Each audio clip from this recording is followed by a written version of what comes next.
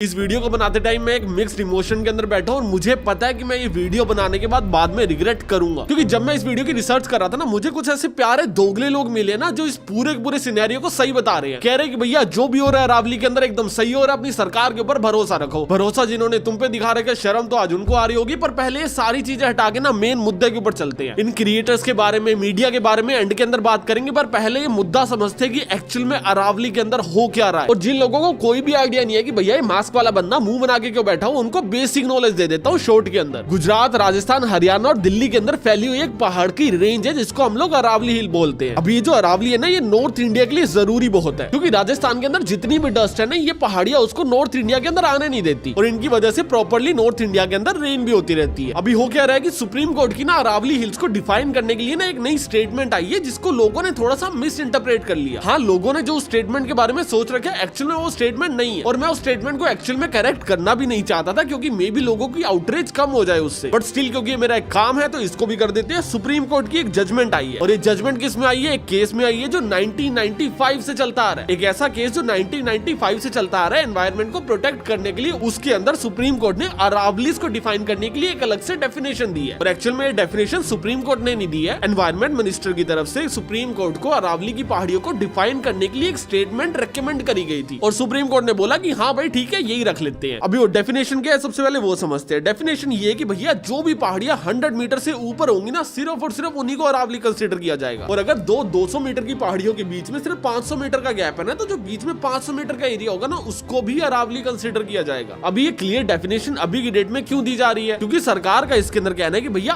आज तक हम लोगों ने कभी भी अरावली क्या होती है एक्चुअल में उसकी क्लियर डेफिनेशन बनाई ही नहीं है। अरावली मोस्टली 4 स्टेट्स के अंदर है, हरियाणा के अंदर है, राजस्थान के अंदर है, गुजरात में और दिल्ली के अंदर है। और सभी स्टेट्स ने अपनी अपनी डेफिनेशन बना रखी थी कि भैया हम लोग ऐसे पहाड़ को अरावली बोलेंगे, हम लोग वैसे पहाड़ को अरावली बोलेंगे। सुप्रीम कोर्ट ने बोला कि भैया सबकी सेम जजमेंट बना दो जिससे माइनिंग को कंट्रोल किया जा सके और यही इसका एजेंडा भी था। एंड ये एजेंडा पूरा होता हुआ दिख भी रहा है, क्योंकि अगर आप लोग सिर्फ और सिर्फ 100 मीटर से ऊपर की पहाड़ियों को अरावली बोलोगे तो 90% जो पहाड़ है वो अरावली के अंदर कंसीडर ही नहीं होंगे, जिससे आप लोग उसके अंदर खुले में माइनिंग कर पाओगे और इलीगल माइनिंग रुक जाएगी। क्योंकि अभी जहाँ पे इलीगल माइनिंग हो रही है उसको आप लोग माइनिंग करने के लिए लीगल कर दोगे। एंड जो भी क्रिएटर सरकार का पैसा लेके सोशल मीडिया के ऊपर आके बोल रहे कि नहीं नहीं तू तो गलत समझ रहा है, तेरे को समझ नहीं आया एक्चुअल में स्टेटमेंट क्या है। एक काम करते हैं, आप लोग मेरे चैनल के ऊपर आ जाओ, 2 3 4 5 झुंड बना के आ जाओ, मुझे चलेगा। एक ओपन लाइव डिबेट करते हैं फैक्चुअल डेटा के ऊपर, उसके बाद देखते हैं कि आपके दिए हुए पैसे सच बोल रहे हैं या फिर मेरी जुबान। बट ठीक है, आपके फैक्ट्स को मैं एंड के अंदर डिनाई करूंगा, पर पहले दोबारा इसके ऊपर आते हैं। काफी क्रिएटर्स ये वीडियोस के अंदर बोलते दिख जाएंगे कि भैया आज से पहले कभी भी अरावलीज को डिफाइन ही नहीं किया गया। एंड ये स्टेटमेंट भी अपने आप के अंदर एक झूठ है, क्योंकि 2002 के अकॉर्डिंग अरावली के अंदर माइनिंग करना बैन कर दिया था। और अरावली कौन सी थी? एक चेन ऑफ माउंटेन्स जो गुजरात से लेके दिल्ली तक स्प्रेडेड है। अभी वो पहाड़ कैसे स्प्रेड हो रहे हैं, किस रो में जा रहे हैं, इसको थोड़ा सा और एक्सप्लेन करने के लिए इन्होंने क्या किया, इन्होंने बोला कि भैया थोड़ी सी क्लियर डेफिनेशन दे दो। 2006 के अंदर राजस्थान ने अपनी खुद की डेफिनेशन बना ली कि भैया जो भी पहाड़ 100 मीटर से ऊपर होंगे उसको अरावली मान लेंगे, बाकियों को नहीं मानेंगे। और गुजरात के अंदर, दिल्ली के अंदर, हरियाणा के अंदर इधर कोई क्लियर डेफिनेशन अभी तक नहीं आई थी। देन 2010 के अंदर फॉरेस्ट सर्वे ऑफ इंडिया ने डिफाइन किया कि भैया जो भी पहाड़ 3 डिग्री या फिर उससे ज्यादा के स्लोप के अंदर है वो अरावली है। बस हम लोग स्लोप देखेंगे, कोई भी जमीन से ऊपर चीज उठी हुई है 3 डिग्री या उससे ज्यादा टिल्टेड है तो भैया वो अरावली है। देन 2024 के अंदर इसको एक अलग से डेफिनेशन दी गई और अलग से डेफिनेशन पता है क्या दी गई? कोई भी पहाड़ जिसकी हाइट 30 मीटर या फिर उससे ज्यादा है, प्लस में एक और कंडीशन है कि भैया वो जो पहाड़ है वो 4.75 डिग्री स्लोप्ड होना चाहिए। अगर ये दोनों कंडीशन फुलफिल हो रही है तो उसका मतलब वो अरावली है, अगर नहीं हो रही है तो भैया वो अरावली है ही नहीं, जिसका मतलब आप लोग वहां पे जाके माइनिंग कर सकते हो। ये एक हाफ इंफॉर्मेशन है जिसको हम लोग थोड़ी सी देर के अंदर पूरा करते हैं। बट अगर हम लोग वो वाली स्टेटमेंट भी मान लेते तब भी 40% ऐसे पहाड़ थे जिनको अरावली कंसीडर किया जा रहा था। बट अभी एक नई कंडीशन आई है कि भैया 30 मीटर को छोड़ देते हैं, 100 मीटर या फिर उससे ऊपर वाली जो पहाड़ी है ना, सिर्फ और सिर्फ वही अरावली। और ये स्टेटमेंट क्यों लाई गई है? क्योंकि पहाड़ों को बचाया जा सके, अरावली के पहाड़ सेव कर सके। और एक्चुअल में इससे ये होगा भी, क्योंकि जो कटेंगे वो अरावली होगा ही नहीं, क्योंकि हमने नाम ही बदल दिया। सेम वही बात होगी, आपके ना 10 बच्चे, 5 बच्चे ऐसे जिनकी एज 20 साल से ऊपर और 5 बच्चे ऐसे जिनकी एज 20 साल से नीचे। हमने आपको बोला कि भैया हम लोग आपके सारे बच्चों को फ्री खाना देंगे। आपने बोला ठीक है भैया, 10 बच्चे है, 10 के 10 बच्चों को फ्री खाना मिलेगा। फिर हमने बोला कि भैया हम बच्चा उसी को कंसीडर करेंगे जिसकी एज 20 साल से ज्यादा है। जो 20 साल से कम है वो इंसान थोड़ी है, वो रोटी थोड़ी खाएगा। तो अभी हम लोग आपके 5 बच्चों को खाना फ्री में दे रहे और बोल रहे कि भैया आपका पूरा परिवार खा रहा है खाना। अगर ये वाली बात इलॉजिकल लगी तो ये पहाड़ों वाली बात भी सेम ही इलॉजिकल है। बट फिर हमारे एनवायरमेंट मिनिस्टर आगे बोलते हैं कि भैया हम लोग माइनिंग करने ही नहीं देंगे। ये पूरा का पूरा जो तामझाम किया गया है सिर्फ और सिर्फ अरावली को बचाने के लिए किया गया। और जो पहाड़ियां अरावली के अंडर कंसीडर नहीं भी होंगी, हम लोग उसके अंदर माइनिंग अलाउड नहीं कर रहे हैं। दिल्ली में माइनिंग नहीं होने वाली है एंड ये बात भी फैक्चुअल है। उनको आज की डेट में भी ग्रीन जोन डिक्लेयर कर रखे और वहां पे माइनिंग इलीगल कर रखी है। बट प्रॉब्लमेटिक ये चीज नहीं है कि भैया वो ग्रीन जोन है या फिर रेड जोन है। प्रॉब्लमेटिक ये चीज है कि भैया कल को वहां पे माइनिंग लीगल हो सकती है। अगर ये रूल हटने से पहले सरकार चाहती कि भैया एक काम करो, ये जो पहाड़ी एरिया है ना इसके ऊपर माइनिंग कर दो, तो सरकार ये डिसीजन दे ही नहीं पाती, क्योंकि सरकार के पास ये अथॉरिटी ही नहीं है। सरकार के पास ये पावर नहीं है कि वो पहाड़ों को खुदवा सके। इससे क्या होगा कि भैया जो भी 100 मीटर से नीचे की पहाड़ी है ना उसको खुदवाने की पावर सरकार के पास आ गई है। अभी कौन सा एरिया प्रोटेक्शन के अंदर आ रहा है, कौन सा फॉरेस्ट में आ रहा है, कौन सा ग्रीन जोन में आ रहा है, सारी चीजें डिक्लेयर करने की पावर गवर्नमेंट के पास है। और इस जजमेंट के बाद सारी की सारी जो पावर है वो गवर्नमेंट के पास ट्रांसफर हो जाती है। एंड मैं मान लेता हूं कि भैया आज की डेट में माइनिंग शुरू नहीं होगी क्योंकि सोशल मीडिया के ऊपर बहुत आउटरीच है। पर कल क्या होगा, परसों क्या होगा, उसके बाद क्या होगा, हम रोज सुबह उठ के एक एक पहाड़ी गिनते थोड़ी बैठेंगे। और अगर आप लोगों को एक्चुअल में अरावली को प्रोटेक्ट करना ही था तो ऐसी डेफिनेशन दो ना जिसमें सारी अरावली प्रोटेक्ट हो जाए। आपने दे दिया कि भैया 100 मीटर से ऊपर की अरावली है, उससे नीचे की अरावली नहीं है, पर हम लोग उसको ग्रीन जोन डाल देंगे, फॉरेस्ट जोन डाल देंगे, उसको अरावली के अंदर ही डाल दो। ये ग्रीन फॉरेस्ट ऐसे जोन बनाने की जरूरत ही नहीं पड़ेगी। डेफिनेशन लाओ कि भैया 10 मीटर या उससे ऊपर वाली सारी पहाड़ियां अरावली है। अब कोई खोद के दिखाए कोई भी अरावली को। इतना इलॉजिकल आर्ग्यूमेंट है ना कि भैया हम लोग प्रोटेक्ट करने के लिए लिमिट को बढ़ा रहे हैं, घटा नहीं रहे हैं, बढ़ा रहे हैं। आप लोग लिमिट बढ़ा नहीं रहे हो, आप लोग जनता का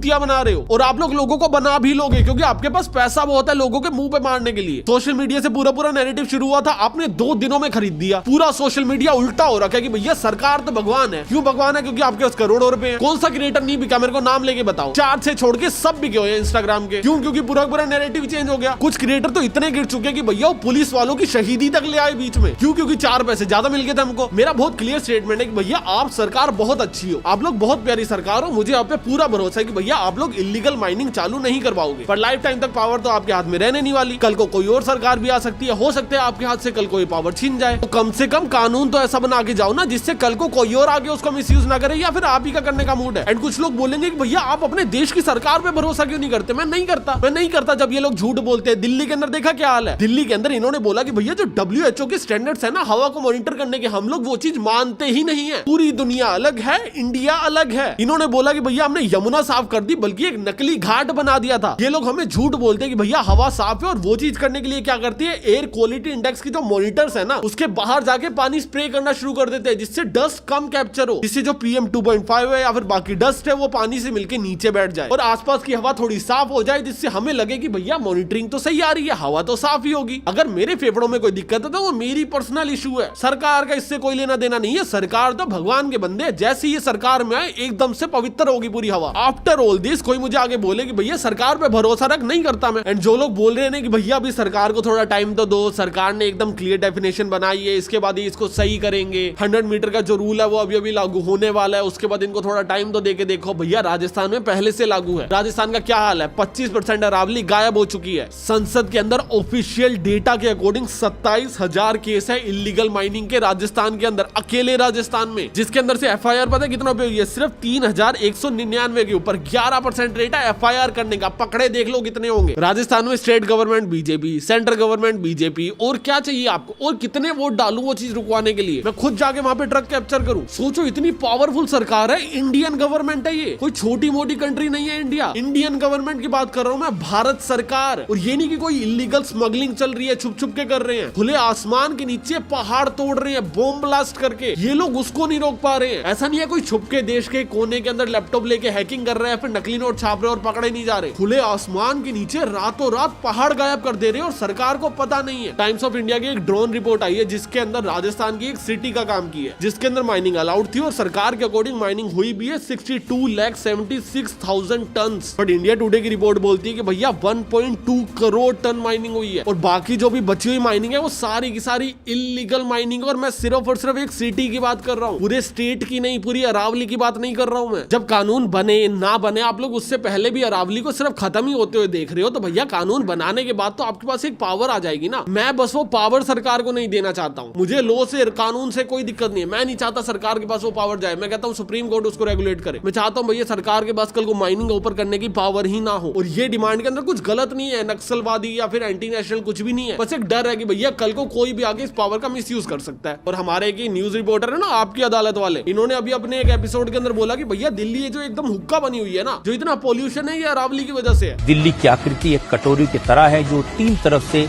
अरावली की पहाड़ियों से घिरी है, इसीलिए प्रदूषित हवा दिल्ली में कैद हो जाती है। एंड मैं ना फैक्चुअल डेटा से डिनाई नहीं कर पाऊंगा चाहे कुछ भी हो जाए। एक्चुअल में अरावली की वजह से दिल्ली हुक्का बनी हुई है, क्योंकि जब अरावली हट जाएगी तो दिल्ली हुक्का भी बनी रहेगी, साथ साथ में डस्ट स्टॉर्म भी आ जाएंगे, साथ साथ में पानी की कमी भी हो जाएगी। तो अभी जो सिर्फ एयर पोल्यूशन है वो अरावली की ही गलती है, क्योंकि बाद में पानी की भी कमी होगी अगर अरावली हट गई और रेत भी बढ़ जाएगी। अभी आगे बढ़ने से पहले ना तुम लोग मेरी एक चीज समझो कि मैं ना कभी भी किसी भी क्रिएटर का ना पब्लिकली नाम लेना नहीं चाहता हूँ। और मैं पब्लिकली नाम इसलिए नहीं लेना चाहता हूँ क्योंकि ये प्रफुल्ल जैसे जो लोग हैं ना, मैं इनसे इवेंट्स में मिलता हूँ, मैं मिला हूँ इस बंदे से 1-2 इवेंट्स के अंदर, और मैं बहुत सोच रहा था कि भैया ऐसे पब्लिकली किसी को कॉल आउट करना, उसको बताना कि भैया ये तो गलत चीज कर रहा है, जिससे लोगों का भला हो सके। क्योंकि अभी की डेट में एक्चुअल में काफी लोग ग्राउंड के ऊपर काम कर रहे हैं, काफी लोग ऐसे हैं जो इन्वायरमेंट को प्रोटेक्ट करने के लिए धरने दे रहे हैं, झंडे लेके निकले हुए हैं। मैं उनके एफर्ट्स के ऊपर किसी भी आदमी को पानी डालते हुए नहीं देख सकता ना। तो ऐसे लोगों को कॉल आउट करना मेरे लिए एक बहुत नेगेटिव फैक्टर है। एक तो कॉल आउट करते टाइम मैं लाखों रुपए की डील को लात मारता हूँ। जो एजेंसी मेरे पास डील लेके आई थी और बाकी एजेंसीज भी जो इस वीडियो को देखेगी, वो लोग कल को मुझे पेड पार्टनरशिप ऑफर करनी बंद कर देंगे। उनको लगेगा भैया इसको बोलेंगे तो भैया कल को पब्लिक ना कर दे। और तीसरा, जब मैं ऐसे क्रिएटर से किसी भी इवेंट के अंदर मिलूंगा तो मुझे लग रहा था यार मुझे कितनी शर्म आएगी ना, क्योंकि मैंने इनके ऊपर वीडियो बना रखी है। But then lately I realize कि भाई शर्म मुझे थोड़ी आएगी, इनको आएगी। गलत काम मैं थोड़ी करके बैठा हूँ, गलत काम तो ये लोग करके बैठे हैं ना। एंड ऑनेस्टली स्पीकिंग कि भैया मेरे पास पेड पार्टनरशिप आई, मैंने उसको रिजेक्ट कर लिया। And I really don't care कि भैया कौन क्या कर रहा है। और हाँ, प्रफुल्ल के अलावा ये सारे क्रिएटर्स ने वीडियो बनाई है, पर मैं प्रफुल्ल को क्यों टारगेट कर रहा हूँ? मेरी क्या कोई इससे पर्सनल दुश्मनी है? And the answer is no. The problem is कि भैया इस बंदे ने सबसे घटिया वीडियो बनाई है और सबसे ज्यादा नंबर ऑफ व्यूज लिए। ये पूरा का पूरा जो भी ऑफलाइन प्रोटेस्ट चल रहा है, ये सिर्फ और सिर्फ सोशल मीडिया पावर की वजह से ही चल रहा है। सोशल मीडिया से लोगों को पता चला कि भैया अरावली कट रही है, कट सकती है, या फिर जो भी जजमेंट आई है, या फिर सो ऑन थिंग, उसकी वजह से लोग एक जगह इकट्ठे हुए और पावर उठा रहे हैं, अपनी बात उठा रहे हैं। सोशल मीडिया पे तुम ये नैरेटिव बना दोगे कि भैया जो भी हो रहा है सही हो रहा है, तो ये सारी आवाजें दब जाएंगी। लोगों को लगेगा यार हमें किसी ने मिसलीड कर दिया और उसके बाद हम लोग सड़क पे आ गए, कितनी गलत चीज हुई है हमारे साथ। एंड पीआर कैंपेन सारे करते हैं भाई, बस जितना घटिया इस आदमी ने किया ना उतना ज्यादा घटिया नहीं करते हैं। लाइव इस बंदे की वीडियो के ऊपर अभी रिएक्ट करता हूँ। प्रफुल्ल ने मुझे इंस्टाग्राम स्टोरी के ऊपर रिप्लाई दिया और उसका कहना है कि मैं उसको बिलो द बेल्ट हिट कर रहा हूँ, मेरी बातों में कोई फैक्ट्स नहीं है और मैं बातें तोड़ मरोड़ के दिखा रहा हूँ। मैंने फैक्ट्स लगा के एक वीडियो डाला था, उसके बाद कुछ लोग मेरे को डिमीन कर रहे हैं, बिलो द बेल्ट हिट कर रहे हैं। प्रफुल्ल का कहना है कि उसने एक 3 मिनट की वीडियो बनाई थी जिसके अंदर कोई भी फैक्चुअल एरर हो ही नहीं सकते, और अगर है तो उसको दिखाया जाए। मुझे डिमीन करने के लिए वीडियो बनाया तो उसमें मेरा पार्ट तो 1 मिनट का रखेगा, अपना 2 मिनट का रखेगा,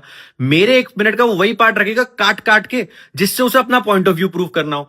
मेरे को फैक्चुअली गलत प्रूफ करने के लिए उसे मेरी पूरी वीडियो दिखानी पड़ेगी, वो दिखाएगा तो फैक्चुअली गलत प्रूफ कर ही नहीं पाएगा। और वीडियो को काट के ना दिखाया जाए, 3 मिनट की पूरी वीडियो को दिखाया जाए। तो चलो एक काम करते हैं, 3 मिनट की पूरी वीडियो को दिखाते हैं और उसके अंदर फैक्चुअल एरर दिखाते हैं। एंड क्योंकि मैं आपकी इतनी बात रख रहा हूँ, 3 मिनट की वीडियो शॉर्ट्स में कवर कर रहा हूँ, तो छोटा सा काम आप भी कर देना जनाब। जब अगला रिप्लाई दो ना तो ये बता देना कि ये जो वीडियो बनाई थी इसके लिए पैसे मिले थे या फिर नहीं मिले थे, बस हाँ या ना कर देना। और अगर मिले थे और किसी ने दिए थे तो क्यों दिए थे? क्या आपकी बाकी वीडियोस के लिए भी दिए जाते या फिर स्पेसिफिकली इसी वीडियो के लिए दिए गए? और अगर दिए गए थे तो क्यों दिए गए थे, एक बार थोड़ा सा क्लियर कर देना जनाब। अभी आपकी पूरी वीडियो को फैक्ट वाइज देख लेते हैं। हाफ नॉलेज होना नॉलेज ना होने से ज्यादा डेंजरस होता है। अरावली के केस ने यह प्रूव कर दिया है। इतनी आवाजें उठी कि अरावलीज खत्म हो जाएंगी, माउंटेन्स खत्म हो जाएंगे, पोल्यूशन बढ़ जाएगा, ग्राउंड वाटर खत्म हो जाएगा, और रियलिटी क्या सामने आई? सुप्रीम कोर्ट ये इसलिए कर रहा था जैसे कि अरावलीज को बचाया जा सके। स्टैट से बताता हूं, पैरों के नीचे से जमीन खिसक जाएगी।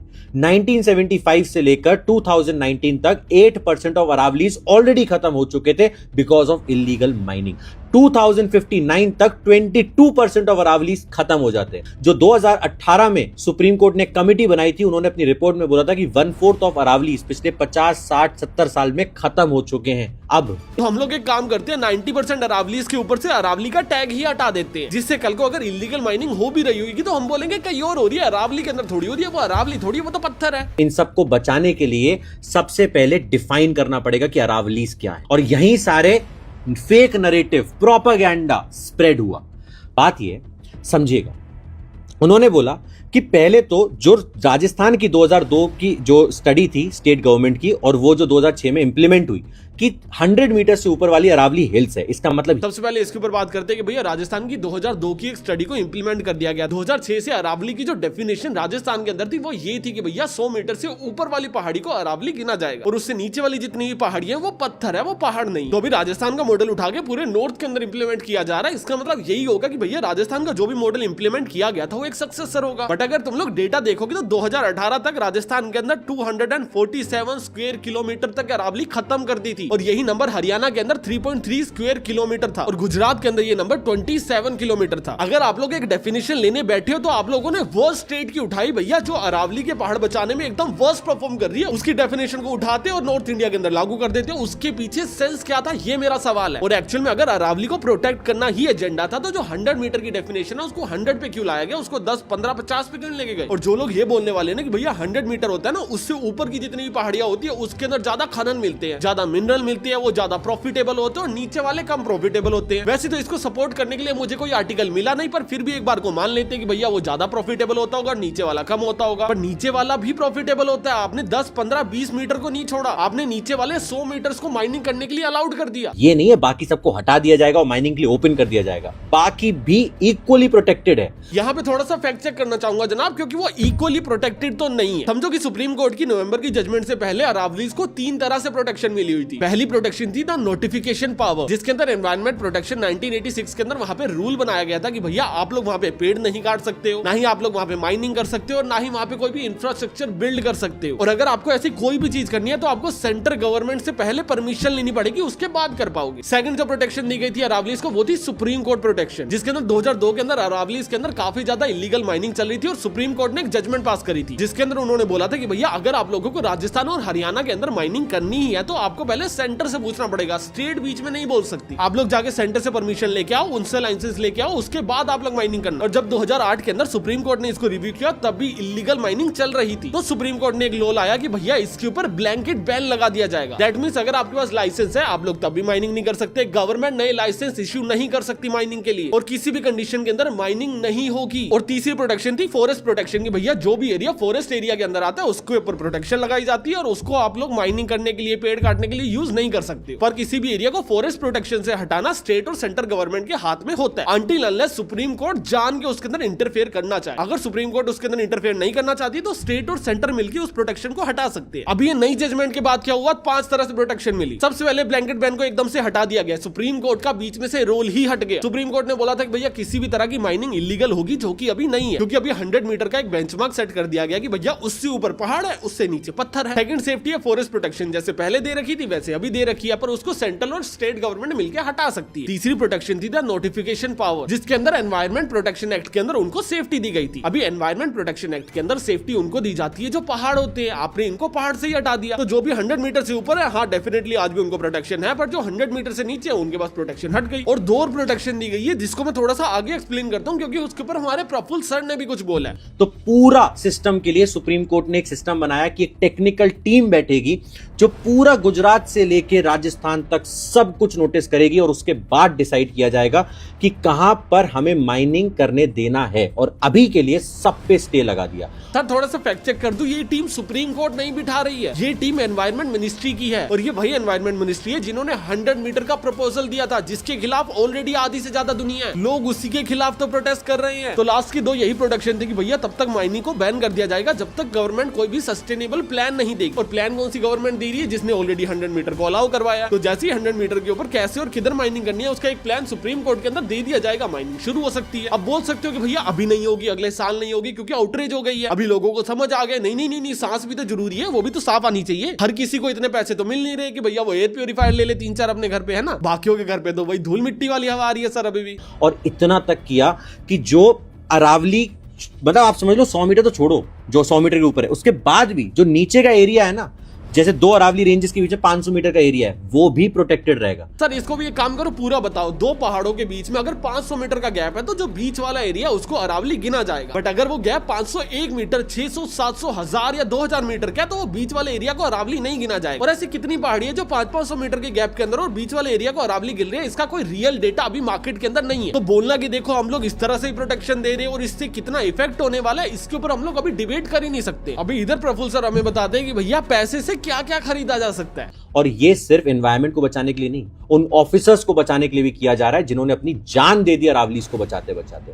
सुरेंद्र सिंह जी डीएसपी थे, 2022 में ट्रक चला दिया उनके ऊपर, उन्हें मार दिया गया नू में, क्योंकि वो इलीगल माइनिंग के लोगों को पकड़ रहे थे। ही इज सेइंग कि भैया एक पुलिस वाले ने जान दे दी इलीगल माइनिंग को रोकने के लिए, तभी सरकार ने कानून लाया जिससे इलीगल माइनिंग को डिफाइन किया जा सके। बट जब पुलिसमैन एक इलीगल माइनिंग को रोकने गए हुए थे तब इलीगल माइनिंग ऑलरेडी उस कानून के अकॉर्डिंग डिफाइंड थी, और अभी वाले कानून के अंदर पुलिस को कोई एक्स्ट्रा प्रोटेक्शन नहीं दी जा रही है। बस एक नया कानून लाया जा रहा है जिससे इलीगल माइनिंग ज्यादा डिफाइन हो, सिर्फ और सिर्फ डेफिनेशन चेंज की जा रही है। पुलिस को इससे कोई भी हेल्प नहीं मिलने वाली है। हाँ, अंटिल अनलेस वो बात सच निकले कि भैया 90% पहाड़ों को तुम लोग अरावली मानोगे नहीं, तो 90% के ऊपर माइनिंग चल रही है, चलने देते हैं, सिर्फ 10% के ऊपर जाके प्रोटेक्शन देनी पड़ेगी। अगर ये वाले फंडे के अकॉर्डिंग आप बोल रहे हो तो हाँ, आपने एकदम सही बोला है कि भैया पुलिस का काम 10% हो जाएगा, 90% काम से छुट्टी। बट अगर आपके लॉजिक के अकॉर्डिंग मैं एक एग्जांपल दुनिया में पुट करना चाहूं तो वो कुछ ऐसा होगा कि भैया पाकिस्तान और इंडिया के बॉर्डर पे बहुत फाइट होती है, हमारे काफी सोल्जर शहीद हो जाते हैं, जो हमारे को तो बहुत बुरा लगता है। तो एक काम करते हैं, कश्मीर पाकिस्तान को दे देते हैं, लड़ाई खत्म हो जाएगी। अगर तुम्हें ये वाला लॉजिक बहुत फालतू लगा तो तुम्हें वो वाला भी तो लगा ही होगा। और इसके बाद प्रफुल्ल भाई 2-3 एग्जांपल्स ऐसे और देते हैं जो कोई सेंस नहीं बनाते, और उसके ऊपर मेरे को कोई फैक्ट चेक भी नहीं करना, तो फालतू वीडियो नहीं दिखा रहा। जितने सवाल इस वीडियो में पूछ चुका हूं उतने बता दो, और सिर्फ इतना बता दो कि भैया अगर यही सेम डेफिनेशन 30 मीटर की आ जाती तो क्या गलत हो जाता। 100 मीटर पे ऐसी क्या चीज अचीव हो रही है। हाँ, आपको डिफाइन करने थे, आपको अरावलीज डिफाइन करने थे कि भैया अरावलीज क्या है, पर वो 100 मीटर पे ही क्यों डिफाइन करने थे, ये सवाल है। आप सवाल से मत भगाओ ना दुनिया को। इन्होंने अटैक कर दिया था गवर्नमेंट ऑफिसर्स पे जो पूरी इन्वेस्टिगेशन कर रहे थे इलीगल माइनिंग पर। 2024-25 में एक्सप्लोसिव से उड़ा दिया गया था एरियाज को माइनिंग करने के लिए, वहां पे रेजिडेंट्स को इंजरी तक आई थी, खतरनाक हुए।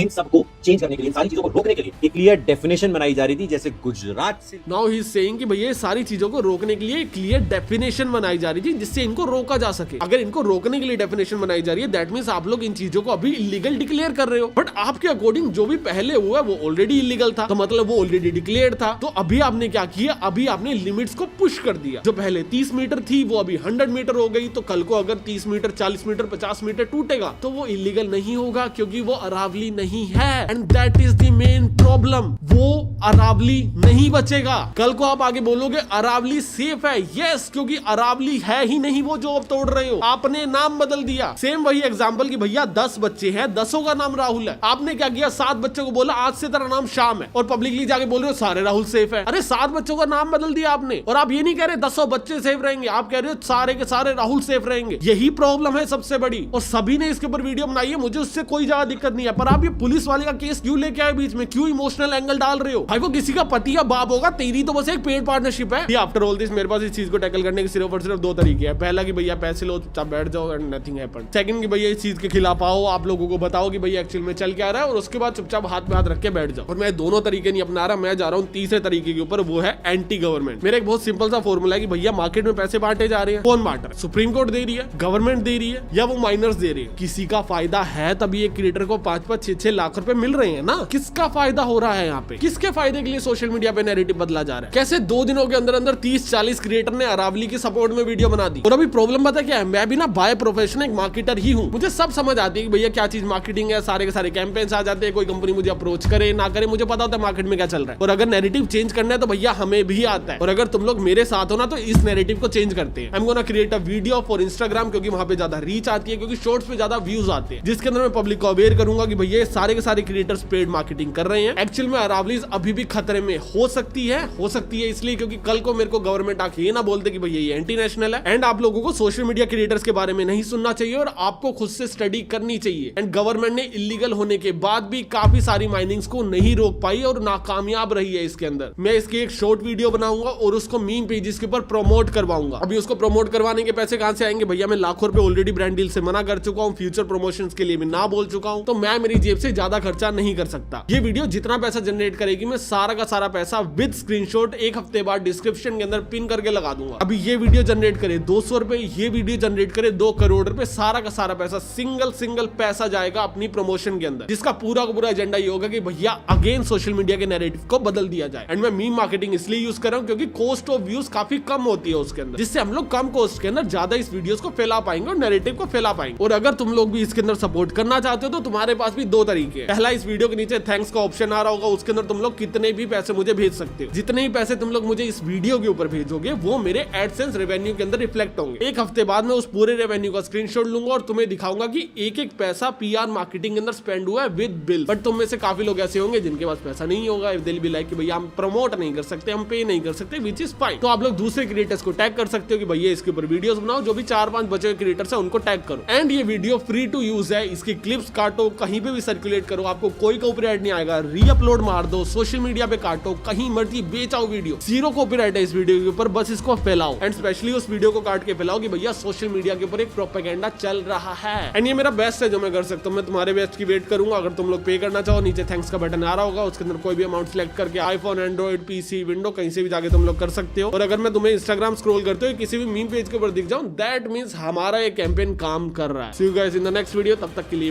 बाय।